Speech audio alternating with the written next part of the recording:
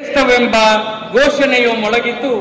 ನಿಸ್ವಾರ್ಥ ಸೇವೆಯಿಂದಲೇ 60 ವಸಂತ ಕಳೆಯಿತು. ಅಹಮಿಕೆಗೆ ಎಡೆಯಿಲ್ಲ, ಅಧಿಕಾರದ ದರ್ಪವಿಲ್ಲ, ಹೊಗಳಿಕೆಯನ್ನೊಲ್ಲ, ತೆಗಳಿಕೆಗೆ ಕಿವಿಗೊಡಲೇ ಇಲ್ಲ.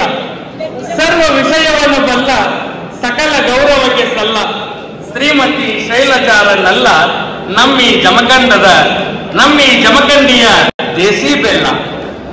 ದಕ್ಷತೆ, ಪ್ರಾಮಾಣಿಕತೆ, ಕರ್ತವ್ಯ ಪ್ರಜ್ಞೆಗೆ ಸರಿಸಾಟಿ ಇಲ್ಲ.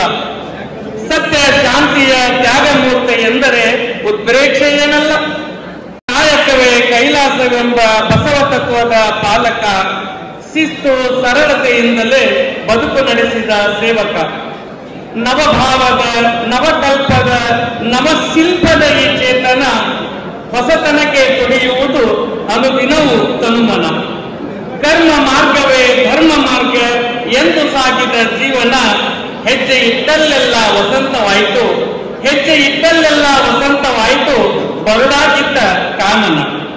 ಭ್ರಷ್ಟರಲ್ಲ, ದುಷ್ಟರಲ್ಲ, ದಿಟ್ಟತನದ ಬಾಳ ಪಯಣ. ನಿಷ್ಠೆಗಾರು ಸಮರು ಇಲ್ಲ, ತೆರೆದ ಪುಸ್ತಕ ಜೀವನ. ನಡೆಗೂ ನುಡಿಗೂ ಪದತಾಳ ಗತಿಗೂ ಇಲ್ಲ ಎಲ್ಲೂ ಅಂತರ. ಮಕ್ಕಳಲ್ಲೇ ದೈವ ಕಂಡವರು, ಮರೆಯುವುದೇ ಇಂತಹ ಸಾಕ್ಷರದ ಸಂತರ. ವೇಲು ಗ್ರಾಮಕ್ಕೆ ಬಂದರು, ಧೇನುವಾಗಿಯೇ ನಿಂದರು. ಜಾತ್ಯವನ್ನು ತೊರೆಯಿಸಿ ನವೋಲ್ಲಾಸವ ತಂದರು. ಗುರುವಿನ ಗುರು ಇವರು, ಗುರು ಬಳಗಕ್ಕೆ ನೇಸರರು. ಎಮ್ಮಯ ಉಸಿರಾಡದಿ ಹೆಸರಾದರು ಸಿಂಧೂರರು. ತುಂಗರದ ತಿಂಗಳನ್ನು ಬೆಳಗಾವಿಯ ನೇಸರರು. ಅರಗಿಲ್ಲದ ಬಂಗಾರ ನಮ್ಮಿ ಮುರುಗೇಂದ್ರನು.